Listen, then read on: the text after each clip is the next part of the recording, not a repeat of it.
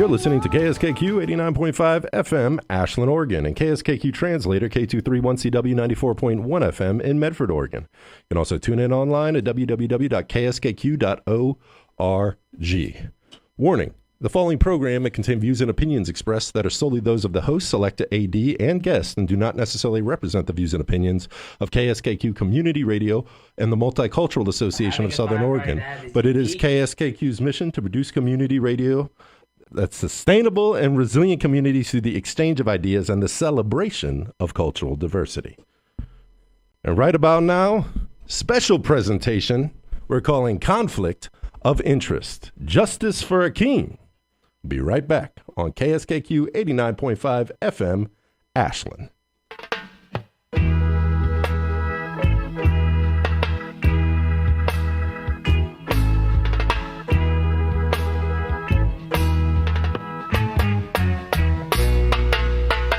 Battering down sentence, fighting against conviction, battering down sentence, fighting against conviction. I find myself growing in an environment where finding food is just as hard as paying the rent. In trotting these roads of trial and tribulation, I've seen where some have died in desperation to keep battering down sentence, fighting against conviction, battering down sentence, fighting against conviction. In a family of 10 and raised in the ghetto, hustling's the only education I know. Can't grow no crops in this concrete jungle.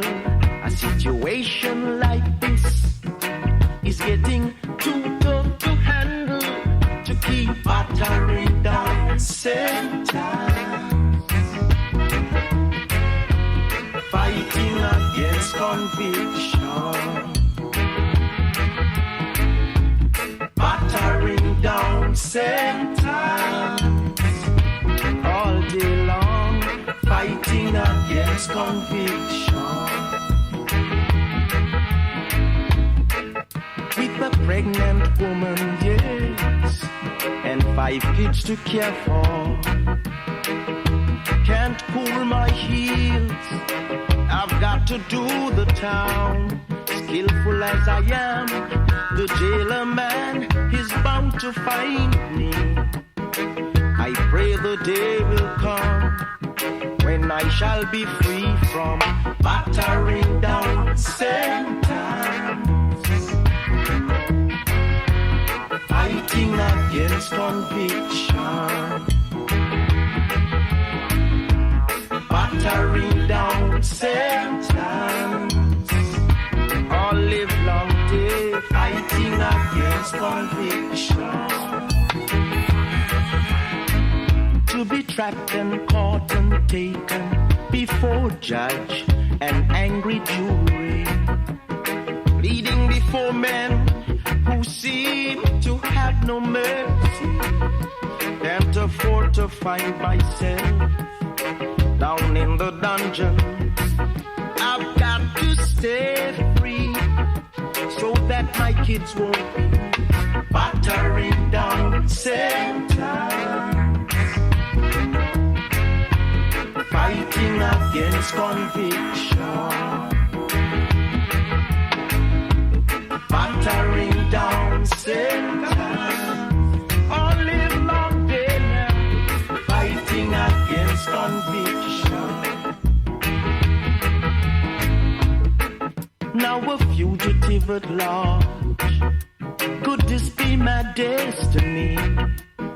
With no one to care for the welfare of my family. In solitude I found new faith and hope in this I'll be secure. For mind and soul would soon be weary, just couldn't take no more. Battering down sentence,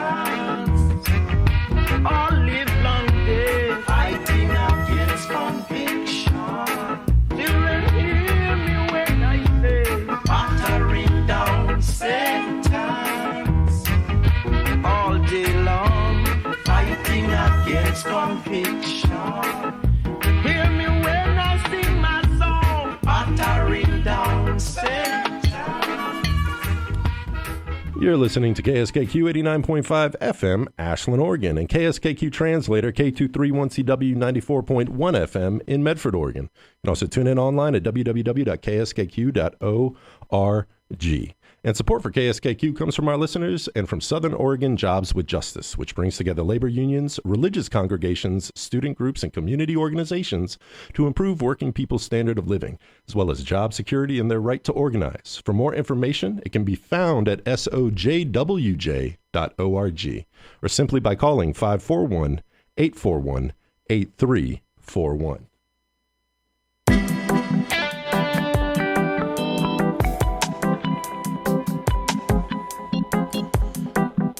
All right. What do you say, Massive? You're listening to KSKQ 89.5 FM, Ashland, Oregon. Program called Conflict of Interest with Selecta AD. I have some very special guests in the house today for this very special presentation, a social justice presentation dealing with some of the issues within and surrounding our community that are of utmost urgency.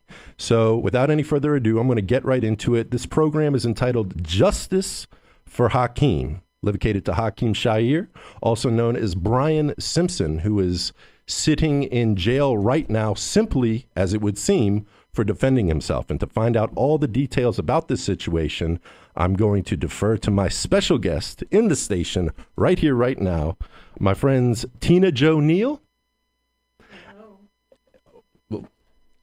Let's try it again. Tina Jo Neal. Hi, good afternoon. Yes. And Kim Darren McCandis. Yeah, he used the full government name, y'all. There we go. Okay, now just getting the levels straight. Okay, I want to thank you guys so much for joining me for this very special event that is very time sensitive, I would say. So I'm gonna stop doing the talking and pass it on off to you guys so you can introduce yourselves to the KSKQ family, community, and what you do here in the Rogue Valley. Okay. So my name's Tina Jo. I have lived in the Rogue Valley since 2008, and I'm a mom, I'm a nurse, and I've done various community things over the years, helped open schools, youth art educator, photographer, business manager, lots of things, but I'm currently a nurse and a friend of Hakiym's. So when I found out that he was in prison, I was shocked and learned more about it and kind of hopped on board to help free him because this whole situation is pretty insane. But so thank you so much for having us on so we can speak to it. Oh, well, thank you guys. That's what the community radio station is for, and what I like to think sets us apart from maybe other public radio or university radio, and certainly corporate radio, is the fact that we can showcase issues that are very relevant and prevalent still within 2024, 2025 within the community. So, well, thank you so much, Tina Jo, and you're the one who's really made the link to put this thing together. So I just want to thank you for all the work you're doing to kind of steer the community into awareness of Hakiym's situation. And Kim. So my name's Kim McCandis. So in the Valley, I've been here, since 2007, end of 2007, living in Southern Oregon. I've worked for the state pretty much the entire time. I advocate for incarcerated veterans as my primary job. However, I am a member of BASE, which is the Black Alliance and Social Empowerment. We mentor youth. We just try to make sure that we can help African Americans feel safe and call Oregon home. So I've been working with BASE for a few years. Our executive director and founder, Vance Beach, he connected with Tina Jo And when we learned about Hakiym's situation, we felt as though it was mandatory and a true moral obligation for us to jump up, stand up, and as Bob Marley says, stand up for his rights, you know. So if he's voiceless, then we want to make sure that our voice can be heard to fight for Hakiym. Wonderful, wonderful. That's absolutely right. From my perspective, I have to be cautious and careful because, you know, we're trying to share information with the people. We're helping them to become more aware of the circumstances that led to Hakiym's incarceration. And to get a bit more detail, who would like to share pretty much as we get into the incident, as it were, and describe the incident generically and then in a little bit more detail. Okay, so I could kind of set the stage a little, which is that Hakiym has been training to be a firefighter for, I think, since 2021. He went through training in California, through different programs, ended up doing a lot of training with CAL FIRE. So he, you know, he's not just a wildlands firefighter. He joined the crew to do that as a way to kind of round out his resume as a firefighter. But he, you know, he has a certificate to do many, many things. He's an engineer. He's an instructor. He has a career of firefighting as a goal. And so this wildlands firefighting is part of that.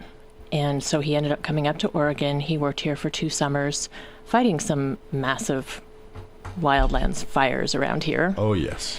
Saving our lives and our homes. So he's been up here for a little bit. This year, their barracks for the crew on this wildlands firefighting crew is in Merlin, which for those of you who aren't from around here is very rural. It's like rural outside of rural. As rural as it gets. And the company he was working for rented out a place called Paradise Ranch in Merlin, which I think used to be like a golf course, clubhouse or something. It's kind of this sprawling barracks that can house a lot of firefighters. So he had a roommate there, Calvion, and the two of them, well, a bunch of people that day, they had that day off. They'd already been working, going out, not so much on natural fires, but on prescribed burns, kind of fuels reduction burns for weeks prior to this day. And that day they had the day off, and they went out, a bunch of them, including Hakiym and the person who ultimately attacked him. A bunch of them went out on a hike, and then a bunch of them went out bowling, and then they were coming back to the ranch and having a barbecue. Hakiym and his roommate bought all the steak and chicken and meat for the barbecue, and while Hakiym was grilling it up, Calvion went around, a few of them went around and kind of knocked on doors and invited everyone, because to hear Calvion speak about it, a lot of the firefighters don't have family and don't have friends around. You know, a lot of them don't necessarily have money when they first arrive, so it was kind of a generous, kind of like, come everyone, join this barbecue. And so that's kind of the scene. They were having an evening, they were outside grilling. It was kind of a time of hanging out, camaraderie, a day off of firefighters hanging out with each other. And that's when this other firefighter came from the other side of the barracks. Yeah, and I'll refer to this other firefighter as the aggressor. So anytime I say the aggressor, then we pretty much know who we're talking about. Well, this gentleman, he was evidently asleep in his room. He heard noise, doors closing, slamming, voices, things like that. And these are things that he stated in court. He said that he heard noise. He was already grouchy. And when he came out of his room, he saw fire bags in the hallway. And so he felt as though he was being left out when it comes to going on a fire. And so I'll kind of jump ahead a little bit. The aggressor had only been invited, basically, since he had come back. All of them had come back for the fires. He had only been invited on one crew. However, Hakiym had been invited on many from April on, and I believe the aggressor showed up somewhere around May. But this all happened in June, but he had only been invited on one fire. Yeah, one day. One day, that's it, one day. I'm sorry, not one fire, one day of work. Thank you. And so he saw the red bags, which are their fire bags, in the hallway. He heard the noises. He stated that he was already grouchy. And so he went out, and he made the statement that he was upset that he wasn't invited to this barbecue. Well, they shared with him, I guess at the time of the incident happening, they shared with him and told him, listen, other firefighters, a number of them, and his roommate Calvion, they had gone and knocked on doors, and they invited all the firefighters there to eat, knocked on the doors, and were inviting them. And at that point, Hakiym basically, had spoke up and said, you were invited. Well, the aggressor made the statement, shut your black ass up. I'm not talking to you. And so Hakiym asked him if there was an issue, do you have animosity towards me, because there were a number of firefighters around at this point, and they were all, speaking up and saying, listen, you were invited, so on and so forth. And so when Hakiym had made that statement, then the aggressor basically called him the N-word, told him to get his hands up, basically, trying to provoke a fight. Hakiym was trying his best to stay out of a situation like that. He was trying to talk through it. But as even the aggressor mentioned in court, he threw the first punch. So he swung at Hakiym. Yeah, the aggressor threw the first punch. Yes, the aggressor threw the first punch. And so Hakiym then defended himself, and so during this time of him attempting to defend himself, other firefighters came in and then were trying to restrain the aggressor. So if Hakiym was the one that was actually, human nature, if an aggressor is there and you have people trying to break it up, they're trying to restrain the aggressor. Yeah. Well, he was the one that they were trying to restrain and trying to get Hakiym to leave. They actually, he had left his keys in Calvion's trunk when they had gone hiking out for that day and bowling and everything else. And so they ran and grabbed Hakiym's keys, threw them to him, and was like, get out of here, get out of here. So Hakiym then, fearing for his life, went to his vehicle, got in his car, and began to drive away. Well, the aggressor got loose from those that were restraining him and chased his vehicle down a quarter-mile driveway, chased him down a driveway, still trying to provoke him to get out and to fight. So at that point, Hakiym made it away from the campus, thank God. It's in his character to not even be a part of that. So because of that, Hakiym was not stopping at all. He ended up texting, I believe it was his squad manager? Yeah, so Hakiym left the situation at the encouragement of other firefighters for his safety, right? Mm-hmm. And he drove away. And he immediately went and contacted one of his squad bosses who said, come over. And he went to his home and they discussed the incident. He immediately called the other two squad bosses. They all discussed it. And they launched an internal investigation within the company, which led to them firing the aggressor immediately and putting Hakiym, I guess, on a leave. Like, basically, you can still stay at the barracks. You still got a place to live. You can have your job back once this gets resolved, right? Yeah. And so he was also advised by the base manager not to really discuss things, to let them do their internal investigation and figure things out, and just to, let things get resolved in that way. And so that's what he did. He went back to Paradise Ranch, and the next day he was arrested. Mm. Yeah. Police showed up to the barracks, and when they got there, knocked on the door, Hakiym was pretty much, ready for them to talk to him. He was, ready to speak with them. But after he had been advised by his squad boss to not have any conversation with anyone, when they arrested him with no issue at all, he went with the police. Matter of fact, the police, and once again, this speaks to the calm demeanor of Hakiym. The police offered him tobacco products, offered him, would he like a smoke? Would he like some chew? Things like that. And Hakeem's like, no, I'm fine. Thank you. Yeah, appreciate it. Yeah, exactly. Appreciate it, though. Thanks so much for, trying to kill me with, tobacco products. But so the police did not seem threatened at all. Did not seem agitated by why they were not there. At all. It seemed as though very casual arrest, if you would even define it as that. We actually dug into that a little bit because there were conflicting reports, as often happens in situations like this, right? People just make stuff up. And in fact, we know from the trial that at least one of the people who called 911 on the aggressor's behalf later stated that he lied to 911. He lied in the police report, you know. So one of the witnesses for the aggressor has admitted to lying. Yeah. And, you know, things like that, that's not unusual, right? Police Yes. reports are often very biased. They talk to one side. They don't, you know, it's not the full story. Yes. And so I just caution people against, you know, hopping on any kind of info train without really hearing the words that the people actually spoke under oath at trial. Yeah. So, yeah, there was a report that really conflicted, and so we dug in and found out that when they came to arrest him, they just came to where they knew he was, knocked on the door.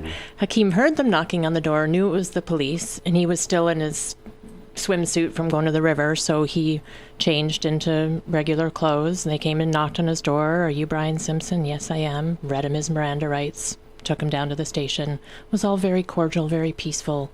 No incidents. I just want to state that for the record.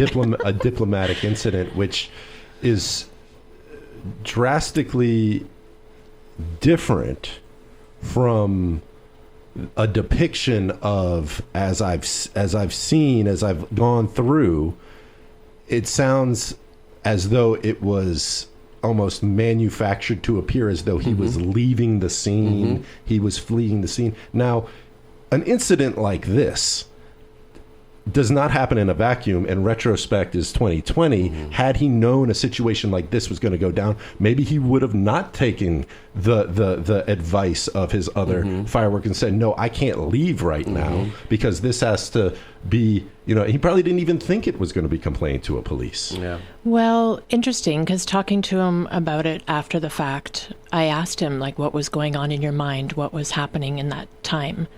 And he was terrified. He was one of the only people of color in the situation. This person was racial slur after racial slur, super aggressive, unrelenting in his face. The person was shown in court through toxicology reports to have opioids in his system at the time.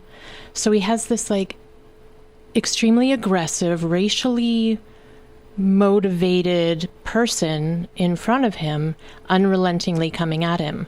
He said he didn't feel safe going to his room. There's a door, there's a window, everybody knows whose room's what's room. He didn't feel like that was safe. He's in this dark, rural spot. And in his mind, he was like, am I going to be a hashtag? Like, am I going to make it through this night alive? He was terrified. And also, firefighters often have weapons. Hakiym had a knife in his pocket at the time, which he did not use. Just saying. But like, they often have knives and things. Like, he was like, what is going to happen here? So he defended himself, and then he left for his safety, for his life. He's still alive today. The ultimate de-escalation is to physically leave the premises. Yeah. So yeah, it, you know, maybe if he knew that there was going to be so many drastic misinterpretations of the way he chose to deal with an aggressor, a violent aggressor who's not only bringing forth aggravated assault against a fellow coworker, but a hate crime, effectively. Most definitely. A racially motivated hate crime is what it would be defined as. And I think, well, I mean, I could only imagine how scary that would be to be in his situation, going from a warm barbecue type of time at the lake, and we're having a good time, to now being in a vicious racial attack on the back foot, defending yourself, trying to be the responsible one, trying to take the higher road, trying to de-escalate someone who is obviously not in a mental state to accept that. And there's a history of, I mean, we all know the history of the state of Oregon, you know, first of all, as it relates to minorities. But then also there was a history with this company of just racial statements, things that were said, things that were done. There was a coworker that he had prior, before, which we'll actually talk more about him later. But he had even made statements that he had some racial issues that had come his way, and nothing had been done about it. So they were used, which is sad to say, but they were used to dealing with, racism, prejudice, and bigotry coming their way. Yeah. And as Tina Joe even mentioned, there were only two people of color working, with this company in these barracks. Two black men at least. Two black men. Thank you. Two black men. So, can you imagine the fear, knowing the history of Oregon, knowing that it still happens to this day, just going to be honest, and then knowing that you have had prior dealings with folks in this company, making, say, firefighters or whatever, making racial statements. Yeah. You know that you're going to end up being the hashtag. Right. It doesn't seem such a drastic, perspective of reality. Like you said, when people do know the history, I would hope that some of the people who live in Oregon and boast about being third and fourth and fifth generation Oregonians and stuff had an accurate depiction in their mind of the history of Oregon, which we're not going to go into deeply right now, but it's well worth the investigation. I mean, a lot of people assume, they think Blessed Coast, West Coast, everything's cool, we're all okie dokie, non-confrontational. Yet they forget that, the largest chapter of the Ku Klux Klan at its peak during the second wave was Grants Pass. Exactly. Right. I mean, so many pictures. If you go to Grants Pass Remembrance website, they actually have the racial history of Grants Pass in Josephine County. And they have newspaper articles in there where it states, let's keep Grants Pass white. That this is a white man's town, so let's keep it white. They have the pictures of the Klan parading and marching down the streets of Grants Pass, going under the Grants Pass sign that's so well known. It must be the climate. Exactly. So, I mean, please check into it. If you don't know the history of Grants Pass, of Josephine County, and of the entirety of the state of Oregon, please do so. It'll also help you get a little bit of background on this. But I wanted to touch this, that you said, you made a statement about the info train. And I want to make sure that we also state that in court, 90%, throwing out a number here, but if you pay attention to transcripts, audio, different things like that, 90% of the police report was refuted in court. 90%. 90% of the police report. Yeah. Now, I do want to touch on something, which as just asking your experienced opinion.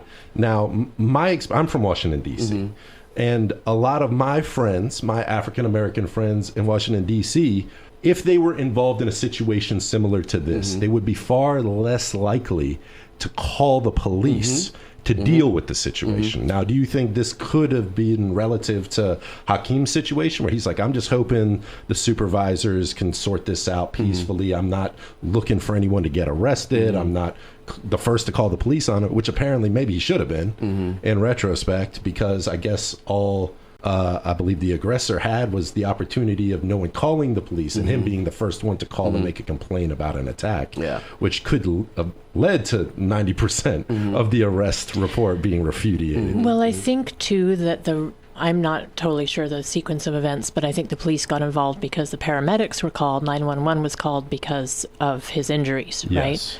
Hakiym punched him pretty good. Like, he ended up with a broken jaw, a broken nose. Like, in the course of defending himself against this aggressor, the aggressor was injured, right? And so they called, or other people called 911, and they came. So I think that's how the cops got involved. And do you want to press charges? And he said yes. In the absence of Brian even being there to be questioned. Right. Like, if he was there to be questioned, which I'm not saying it's his fault that he left, I think that was a very wise and prudent decision to make in the heat of the moment of someone hopped up on drugs, violently attacking you in sort of hate crime mode. Right. The best thing you can do is get away from that nonsense the best of your ability.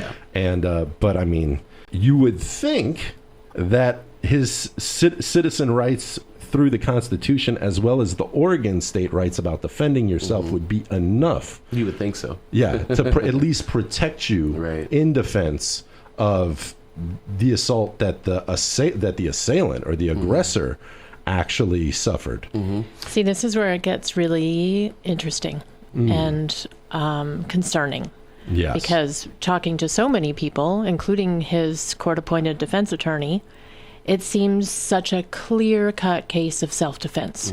Yeah. The other guy was jacked up on drugs, admitted to throwing the first punch, which I just have to say, the aggressor called or emailed his attorney, the prosecuting attorney, the night before the trial to say, oh, I just remembered I did throw the first punch. Oh, wow. The night before the trial. The night before the trial. So regardless, then in Sure, that, his lawyer was thoroughly happy about that revelation. right? The night before the trial. So there's that to consider, and some of his witnesses also saying that they had, lied before that. There's, all of that blurriness. But in court, the aggressor completely said under oath that he was grouchy that night, that he was on drugs. That was corroborated by the MD expert witness on trial or in the court, that he threw the first punch. He was the initial aggressor. Like he said, all of those things. Hakiym defended himself. Hakiym, when you look at the self-defense laws, what it implies is that you kind of responded in kind, right? Like if someone swung a punch at you, you didn't pull a gun, you didn't pull a knife, like you just defended yourself in kind. He spoke in the language he was being spoken to. Right. And maybe he spoke a little more fluently. I don't know. Yeah. He was, and I mean, I don't know. I'm not a lawyer. I'm not a police officer, but from the very basic logic of looking at it, like, had it been me in Hakiym's position, I don't think it would have taken a lot of logical and mental gymnastics to verify that this was a mode of self-defense. This is someone who isn't there to start trouble. This is someone who isn't going out to the bar to get all rowdy and start a fight with anyone. This is someone who's there with effectively his family in Oregon, who is his co-workers.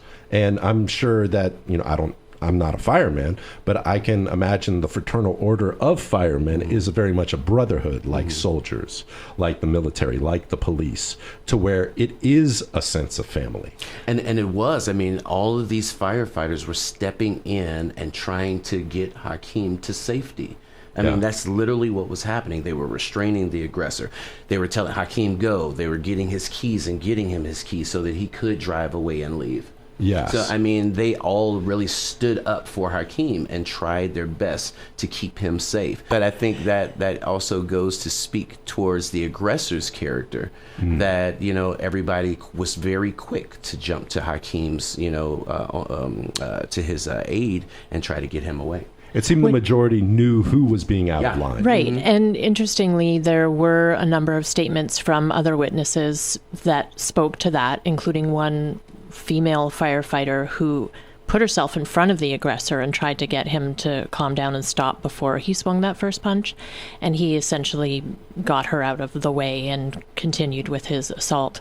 So people had tried to intervene, and there were statements to that effect, but it sounds like the defense basically just focused on one witness, who was another black man. And it turns out that later, when the attorney bumped into one of the jurors through the course of business, that person stated, they were like, oh, I remember you from the trial. I was on the jury. They were talking about it. And she was like, the reason that we convicted him, Hakiym, is because we didn't believe his witness. Which, unpack that. Like, what does that mean? You didn't believe the only other black man in the room? Like, would you say that if the tables were turned and it was a white person and they had a white witness? You didn't believe, like, it raises so many questions about what happened in that courtroom. And who was the jury? Did he have a jury of his peers?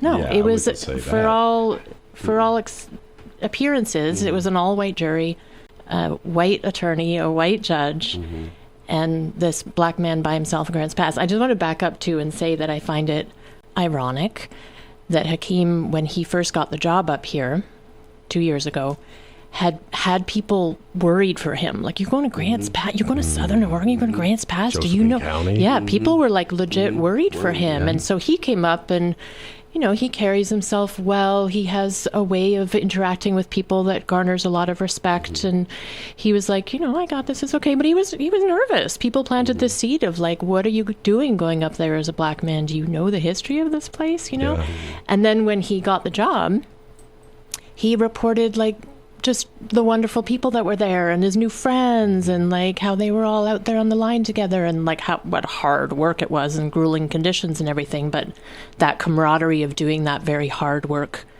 together, right? And then so much feedback from some people in the community about thank you for your service. Like, here you are saving us from fire. So he felt a little bit more, okay, this is okay. I've got my people, I'm safe, and our work is respected. And then all this happened. And so much so that he began to thrive even in the company. I mean, he was basically on path to leadership, training.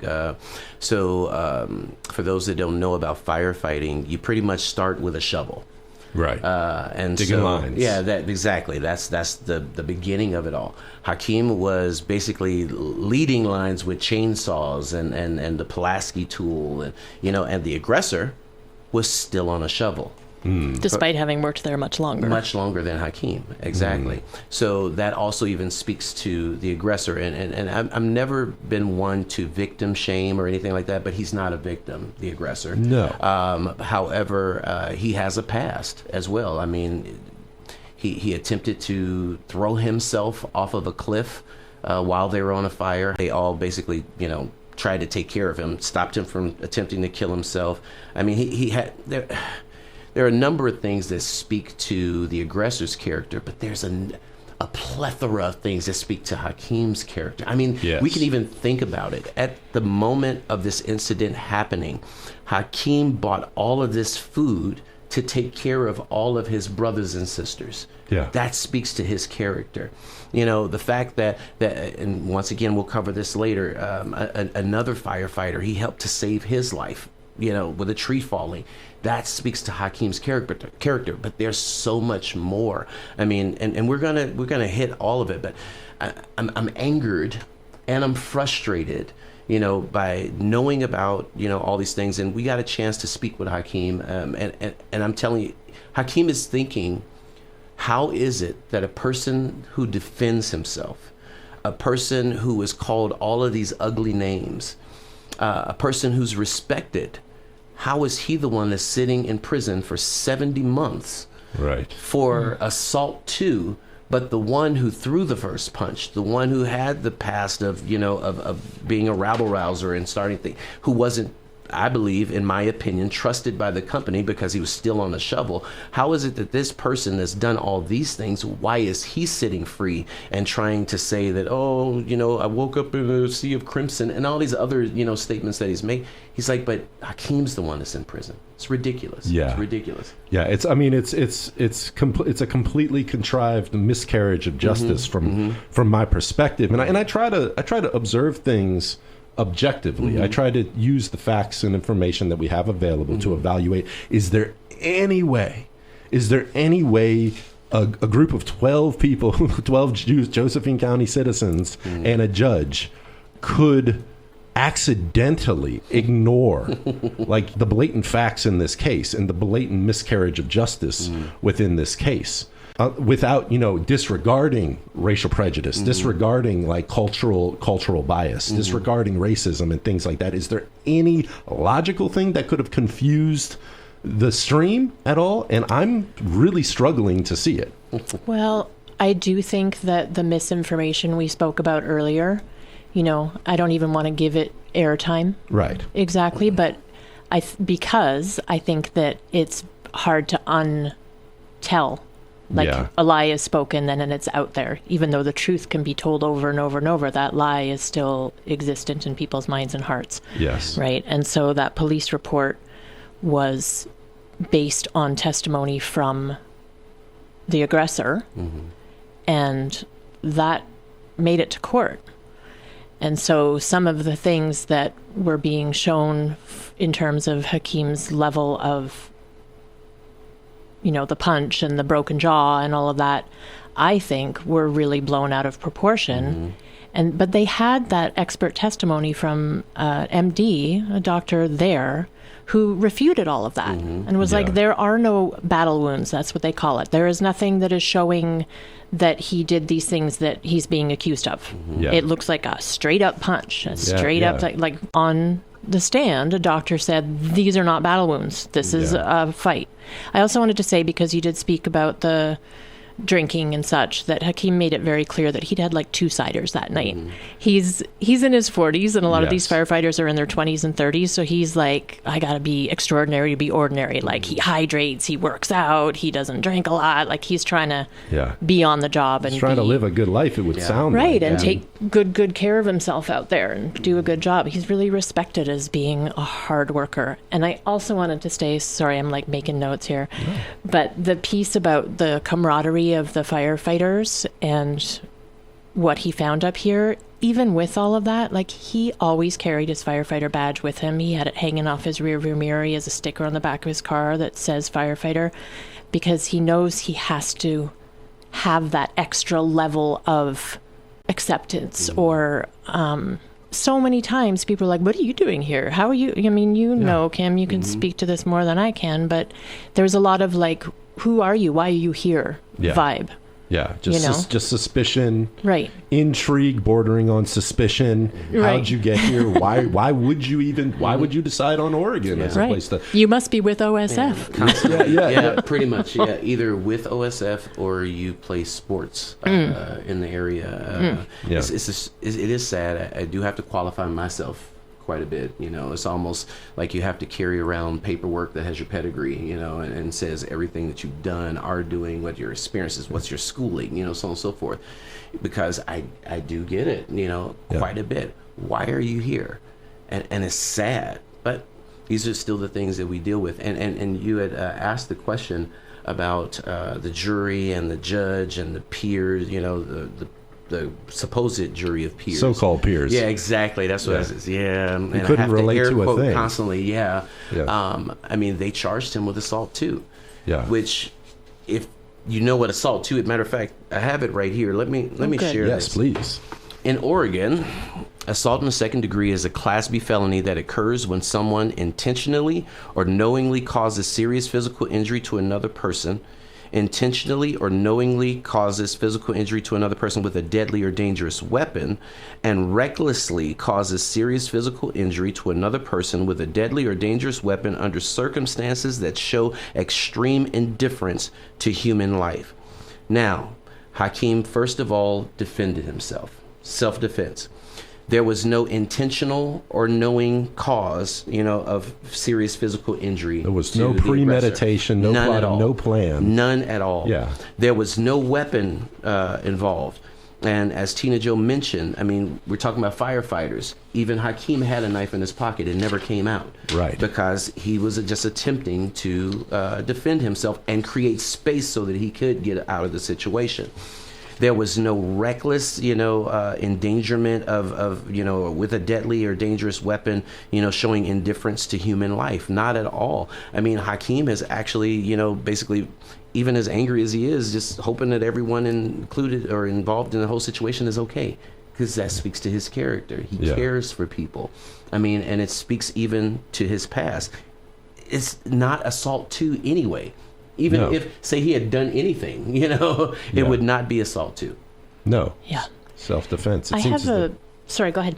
Oh, it just seems that the blatant, the blaring and glaring reality of the fact that this was just an individual attempting to defend themselves from physical attack, which is a state right and a federal right. I mean, this is a constitutional right, and not just so it's like, and was there any attempt in court by the prosecution to say, because this person is an experienced trained martial artist or anything, he's a deadly weapon, like the stuff you used to hear in the 80s. I mean, I don't know, when I was in the 80s when I was growing up, it was like, weapons. If you know karate and you know jujitsu, it's assault with a lethal weapon and stuff. And I never believed that. Yeah. And now I'm like, is this nonsense real? Because none of this makes any sense. Yeah. I don't think they were trying to say his body was a weapon, and I don't I mean, he took some classes in college in Tai Chi and Kung Fu. He's not like, Bruce Lee or anything. Yeah. I mean, like, he just defended himself. If anything, the prosecution, this angers me as well, tried to almost make it as if he was wrong for those that don't know, Hakiym has an issue with one of his eye. He's one blind. Of his eyes. Yeah, he's blind in one of his eyes. Uh-huh. And so they tried to make it like he was, endangering people by becoming a firefighter, knowing that you have this impairment. Wow. We're like, are you kidding me? If anything, that makes him a hero. Right. Yeah. And he was thriving, and not just thriving, but excelling in the position. Like I said, he had chainsaw, he had the Pulaski. He's, being called to all of these fires. Yeah. In comparison to the aggressor that was called for one day. But they basically tried to shame Hakiym, who was the true victim, by saying that because you're blind and one. Seriously? Right. Yeah, come on. Instead of like, wow, you earned all those certifications and licenses and got this far in your firefighting career, blind in one eye. That's amazing. They were like, reflects a lack of character. Yeah, it's a very deviated sort of rationalization. I mean, it's a very blatantly separate and unequal form of treatment between, I would only be able to assume, but say if I was in Hakiym's position, I have a feeling I would be treated a little bit different, or there would be more of a consideration given to, what situation was this person put into?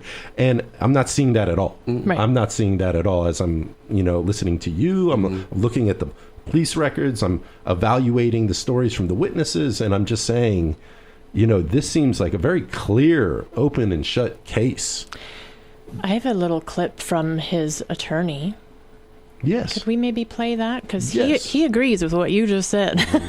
Okay, yeah, we have 12 minutes before the top of the hour, and let's I'm sorry, here, let's play it. Okay, hopefully this works. Greetings. My name is Eric Fournier, and I'm an attorney in Grants Pass, Oregon, Josephine County. I've been practicing for over 15 years, and I did represent Brian Simpson, Hakiym, in his criminal case. That's when I first met him. I felt that he had a pretty good case. At trial, we did go to trial, and at the trial, the victim admitted that he threw the first punch. He basically started the fight. The toxicology report showed that he had drugs in his system, including fentanyl. He also, after Brian disengaged from the fight, he chased after him. He admitted to doing that during trial. It seemed like a pretty straightforward case of self-defense. No, Mr. Simpson, jury didn't see it that way, and they found him guilty. The jury was, as far as I could tell, all of them were white. Was a little disappointed by the verdict, and I did file a notice of appeal, or notify the public defender's office to file their appeal. They have done so, and they're pursuing it. I think he's got some good appeal issues, and I hope eventually he does see justice. But in the meantime, I hope everybody spreads his story and lets as many people as they know as possible about what happened and do what they can to seek justice. Thank you.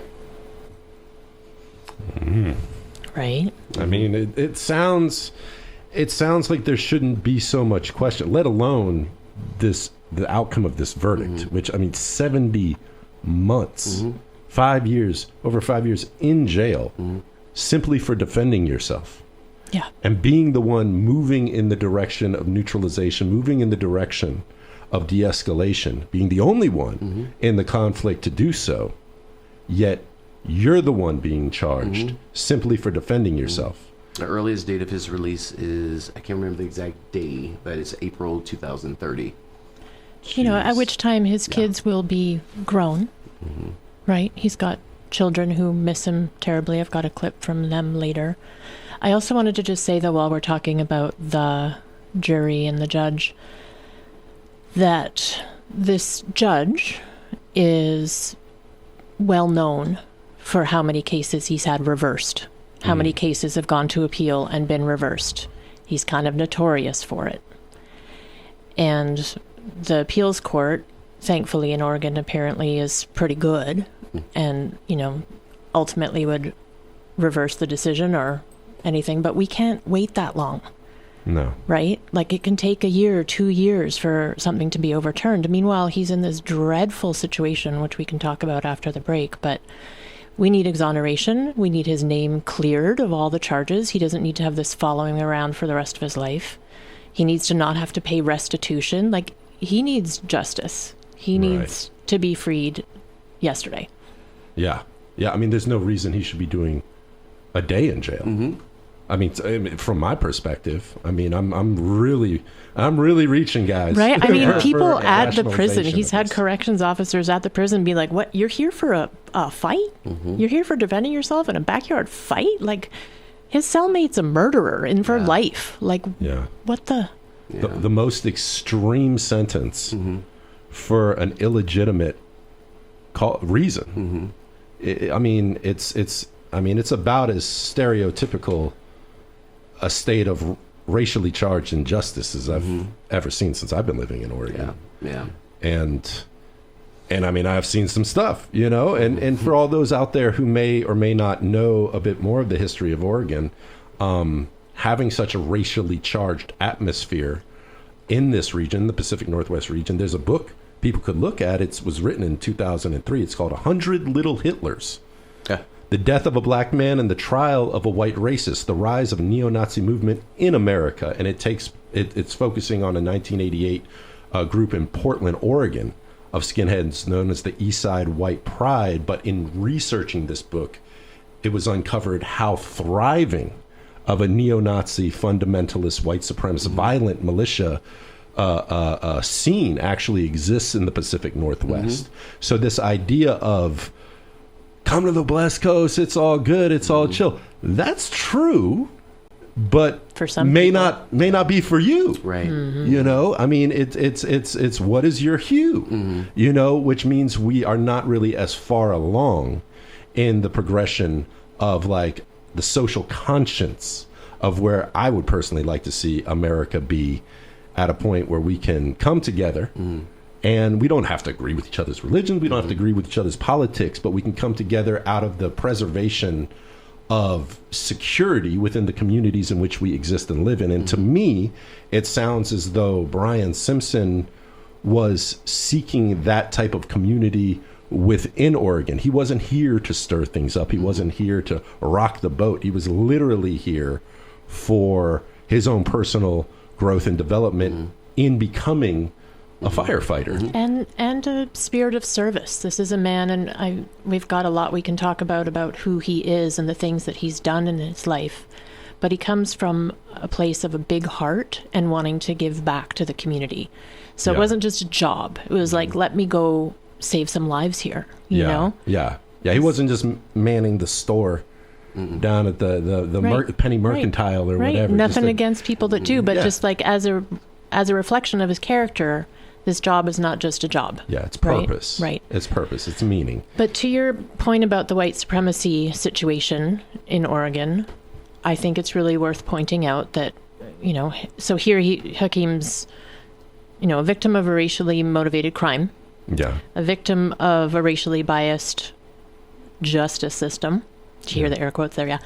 And then incarcerated. So, okay, he was in Grants Pass jail, and then once he got sentenced, they sent him to Coffee Creek, which is a spot where you wait. Intake. Okay, and then you get assigned to your prison. And while he was there, his counselor said to him, not sure where you're going to end up. Turns out there's a lot of prisons in Oregon. Not sure where you're going to end up, but you surely won't end up somewhere like Snake River, where the lions and tigers and bears go. That's where we send people to be forgotten about. The oubliette. Yeah. Right. You won't end up there. And whoever you have as your cellmate, rest assured it'll be someone with a similar level of, you know, crime. Yeah. We wouldn't put you in with like a lifer or someone in for murder.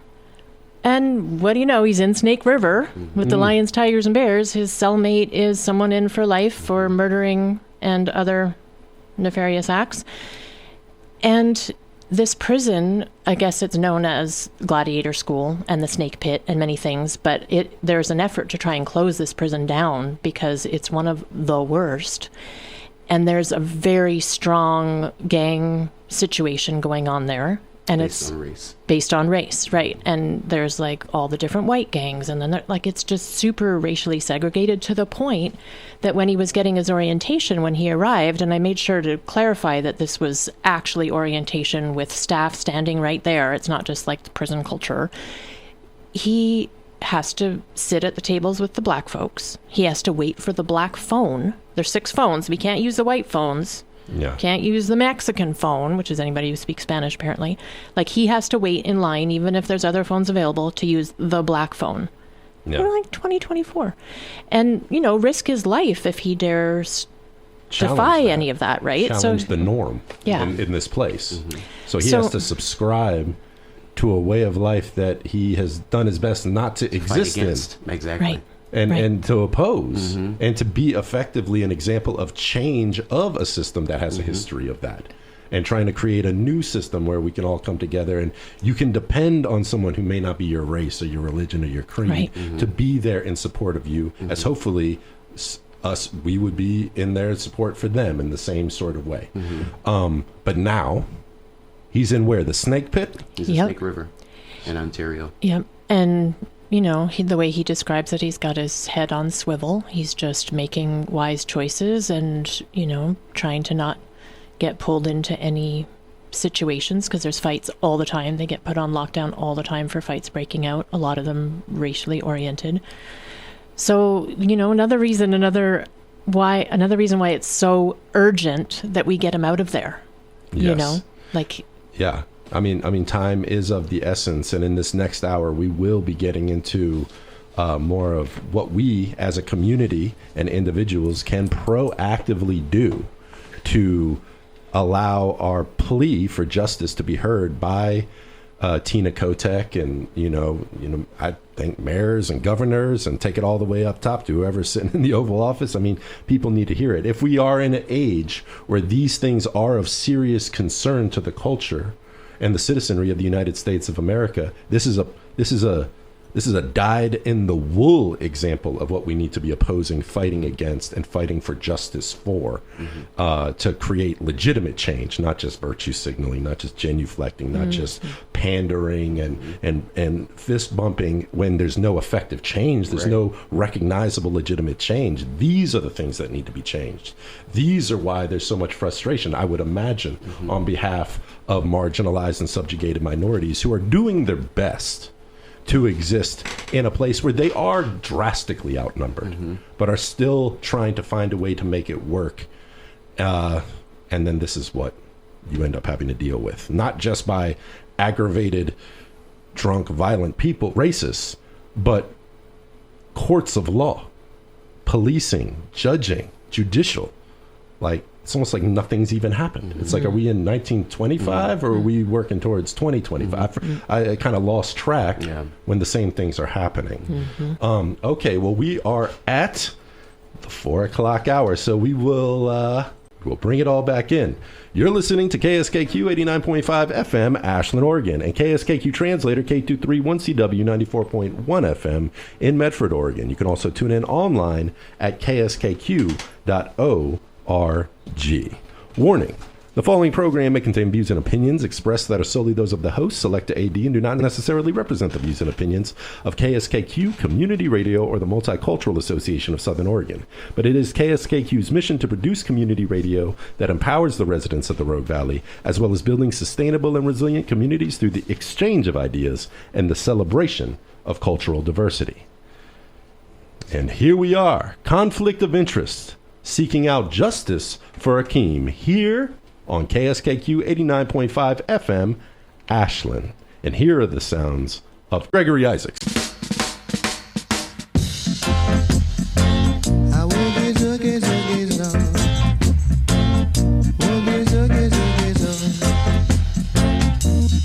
Jailer, bring me water.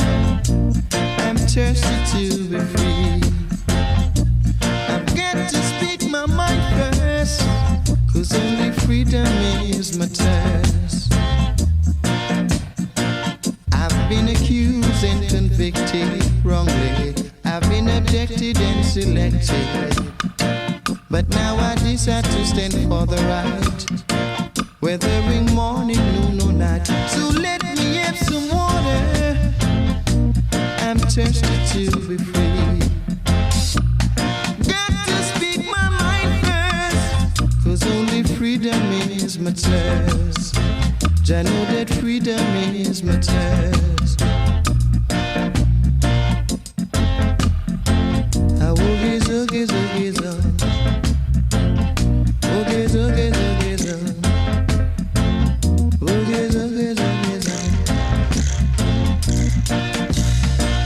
So many days I've been locked in a cell, and this living here seems worse than hell. So set me free out of captivity. Give me some light and let me see, and let me have some water. I'm thirsty to be free. Got to speak my mind first, 'cause only freedom is my test. I know that freedom is my test. I will get it.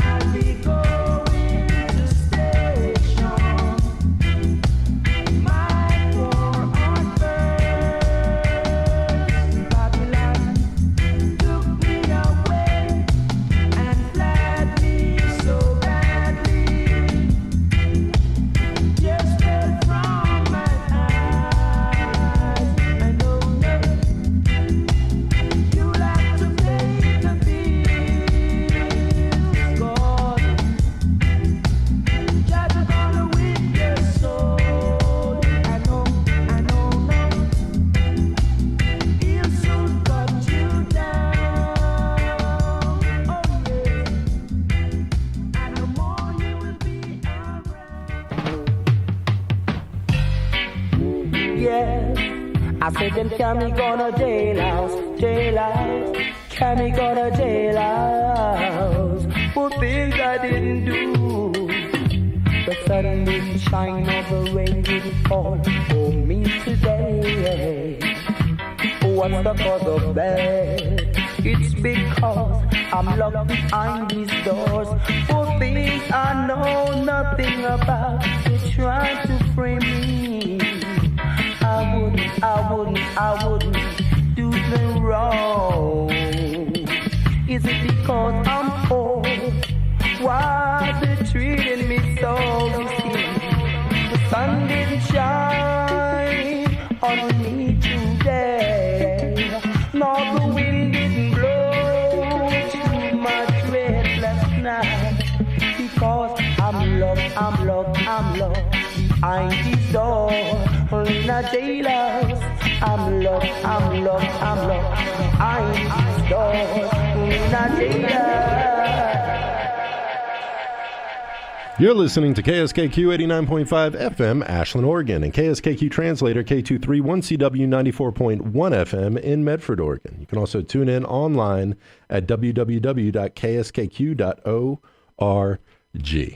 And KSKQ recognizes the nonprofit support of the Klamath-Siskiyou Wildlands Center. KS Wild defends the unique natural resources on public lands and in Southern Oregon, as well as Northern California, through legislation, outreach, and community action. Details about conserving forest and clean water, as well as the Rogue River Keeper program, can be found at kswild.org.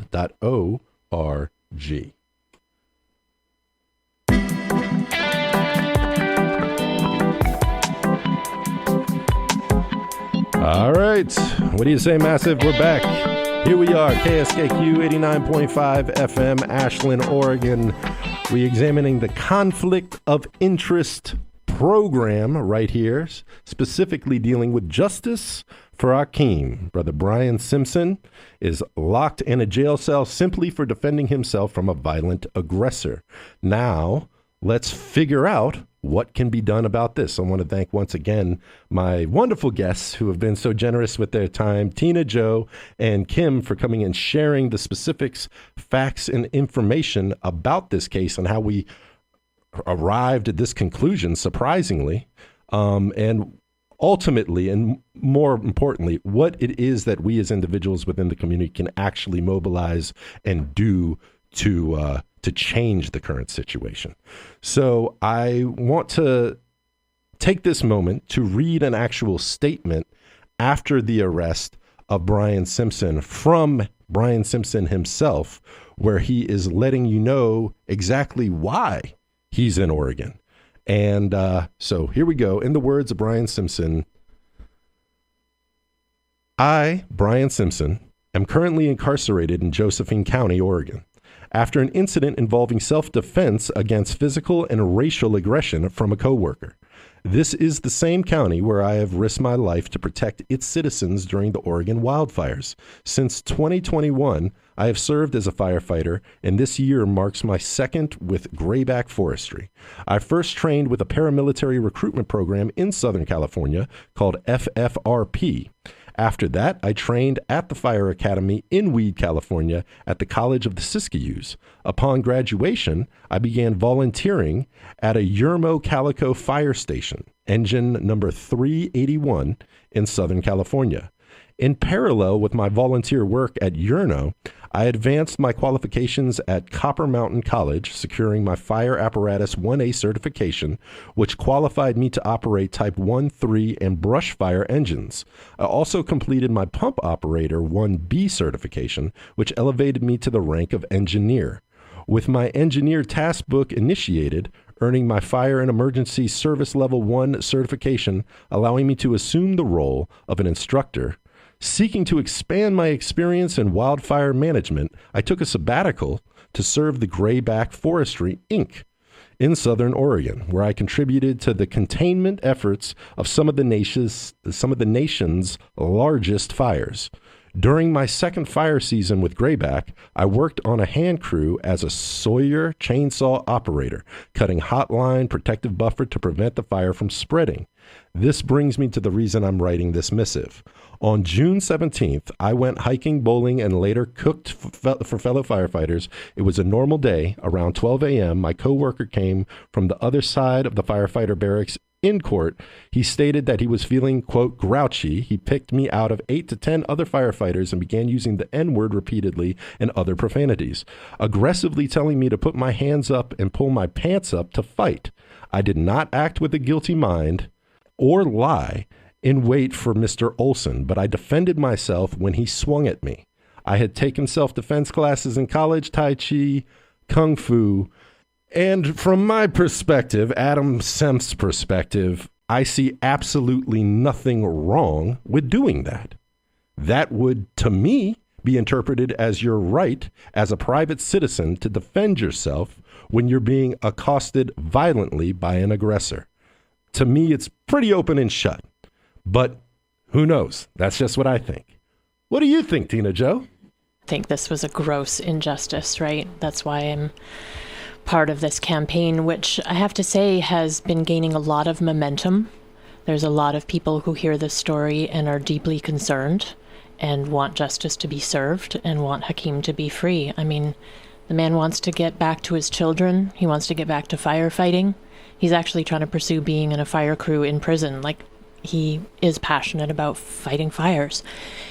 So the campaign is really growing, and I think we can speak to that in a minute, kind of end up the show with how people can get involved and how much momentum there is already. But I wanted to go off of what you were talking about his firefighting experience, because it really speaks to his character, I think. Yeah. And also, we have not yet mentioned here other things about his character, and I think it's worth noting because this man has been actively involved in trying to make the world a better place for decades, yes. Right? Aside from his firefighting work. He has been officially honored by Rosa Parks and civil rights lawyer Morris Dees from the Southern Poverty Law Center.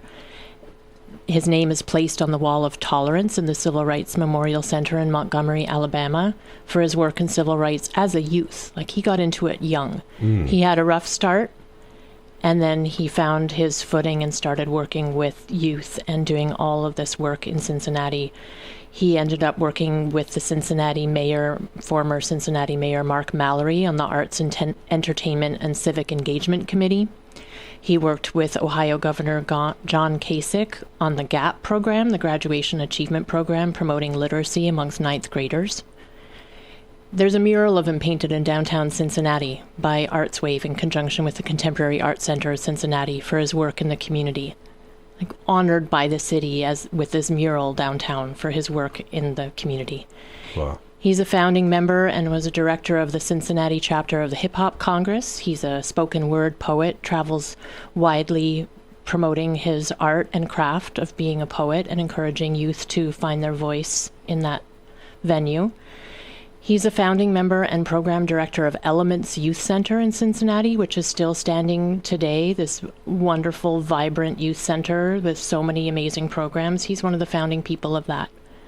He's traveled as a motivational speaker to campuses across the country. He was a foreclosure prevention specialist with the United Way through AmeriCorps. He's done voter registration work from 2003 to 2020.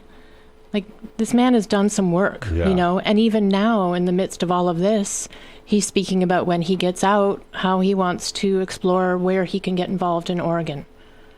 Like, well, how can he help make sure this doesn't happen to someone else? Lord knows they need it. Because, to find ourselves in this sticky of a situation where there's no rationale given to the actual legal verdict that's been doled out is quite appalling. And I mean, he's this is no slouch. This is not someone who's resting on his laurels and waiting for someone to give him a job, waiting for someone to pass him. Like, he's gung ho, doing everything he can, trying to find a way to make a living through doing his purpose, while also volunteering to help other people find their way in the same manner. And this is certainly not someone who should be languishing in a jail cell for over 5 years simply for defending himself from a violent racist aggressor. Right. I have a clip here from a longtime friend of his who knew him back in Cincinnati days. All right. I don't have the part of him introducing himself. I'm just choosing a clip out of this because it's rather long and heartfelt and amazing. But this is his longtime friend. They call each other big brother and little brother, Raquan Bivens. And I wanted to make sure that we rally together, we put together as much energy and much support as possible for Hakiym to come home. And this is a situation where we're not going to give up on ours. We're not going to leave nobody on the battlefield. And I just want Hakiym to know we are coming to get you. You will be home safe and healthy. And you have a team around you. The organization that right now is rallying around you with the support of so many people who some I don't even know. I met through the phone, through the support of your attorney and friends, associates, and family. We are fighting and we will prevail. And I just want the world to know that this young man is being targeted. It's an injustice. It's racially motivated. It's racially spawned. And it can't be accepted. It will not be accepted. And we will do everything we need to do to make sure that we fight and show that this type of injustice in 2024, 2025 will not be accepted anymore. Well, I mean, I'll tell you what, if it came down to a personality contest between the aggressor and the defendant, it would be, what do they call it, no contest? No contest. Or TKO, technical knockout. But apparently, unfortunately, or as some people would think, fortunately, it doesn't come down to a popularity contest. It comes down to the presentation of the facts. And I have yet to see any facts presented which would justify this obscene and grotesque sentence. You know, simply for defending yourself. I mean, we're in the midst where the right to defend yourself is heavily, like the definition of that is heavily contested in the world right now because it's so outrageous. But in the United States of America, one of its greatest virtues is supposed to be the right to defend yourself, whether it be from a government or an enemy or whatever it is. It's very cut and clear. And for the person who stirred up all of this drama in the first place to be walking free while someone who is, just evaluating the merits of what he's been doing, once again, not just recently, but for a long time, since a very young man, dealing with the struggles in Cincinnati and coming up and learning from those at a young age and learning what he would rather be in his life as an adult is, it's incredibly impressive and awe-inspiring to someone like me who just sits and talks into a microphone, talks a whole lot of things, but it's not about what you say, it's about what you do. And obviously, Brian has been doing for the majority of his time on the earth for others. You know, and this is really upsetting, guys. Yep. Yeah. Including his kids who miss him dearly.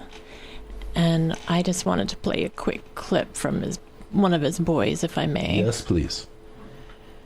I think this is one of the hardest parts for him, is being away from his boys. The firefighter dad is unique because he likes to go into the danger so we could be safe to protect us. He likes to go into the mountains. He likes to clean out all the fires so there's no fire there.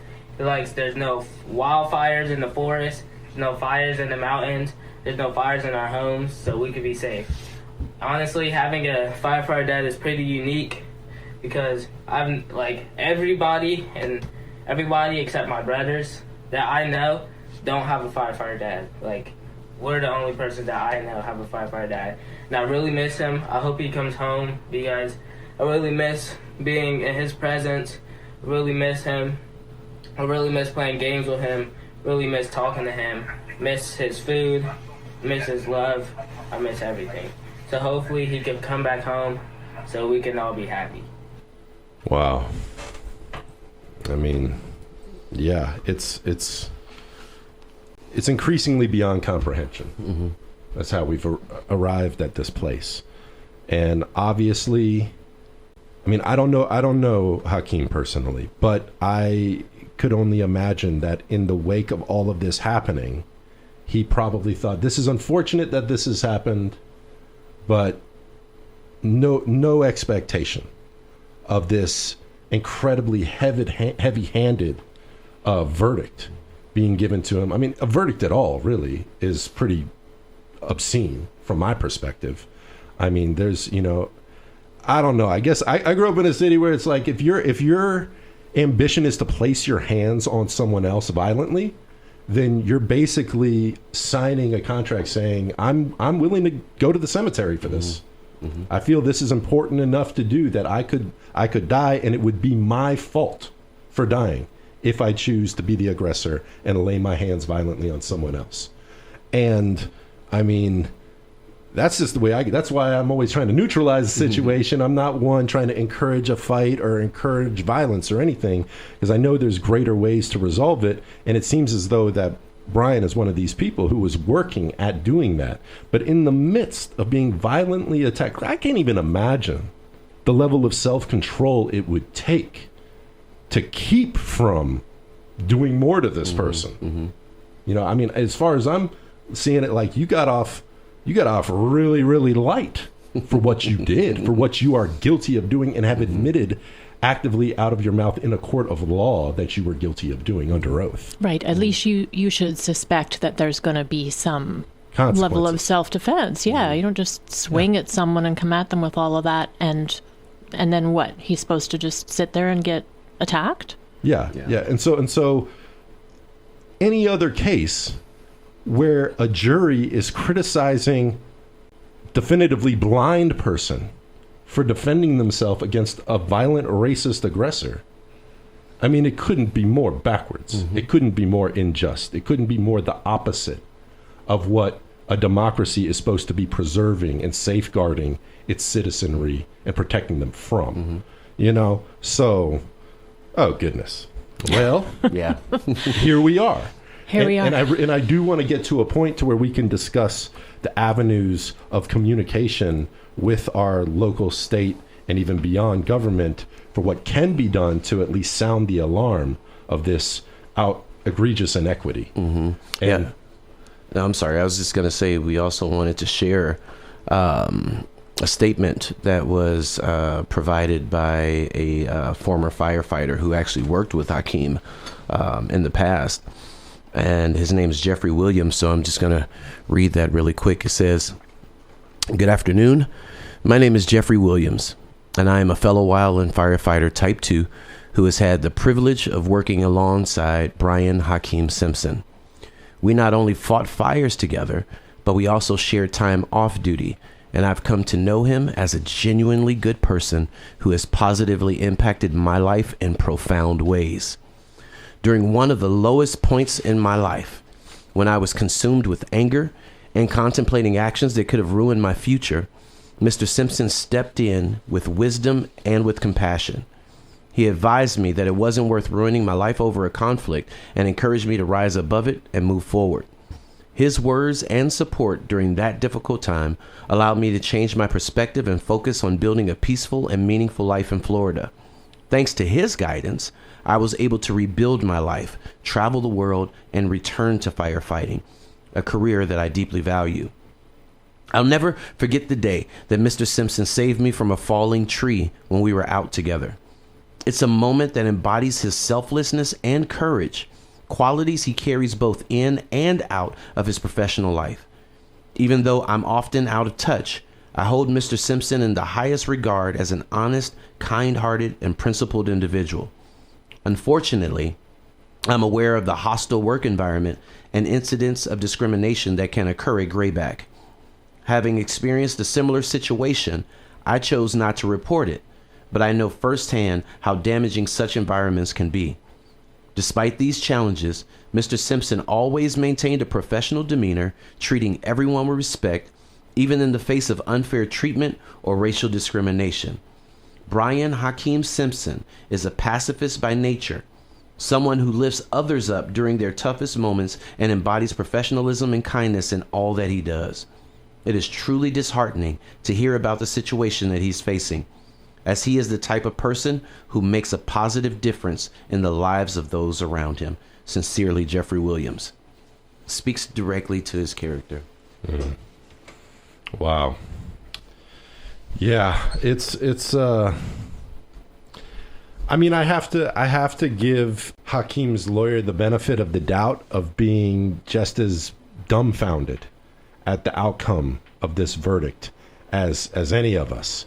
You know, I mean, it seemed through his previous statements that we played just earlier that he was expecting a completely different circumstance to unfold. Absolutely. When I first spoke to Hakiym, I mean, I found out about the whole incident after he'd already been sentenced, and I saw it from his family's posting on Facebook and Instagram. And I reached out and got in touch with Hakiym and spoke to him, and I was like, why didn't you reach out and tell him, like, why didn't I know about this? I could have been helpful, you know, as his friend. And he was like, well, we just thought it was going to be nothing. Like, it was supposed to be like a misdemeanor at most, and I'd be back at work. Like, nobody anticipated that it was going to turn into this. Just left field, straight out of left field. And I can't help but think that it had to do with, or I mean, not, I'm just one aspect, one accessory to the situation was the fact that it was the aggressor who called the police. Mm-hmm. It was the police were called because a medic was called, correct?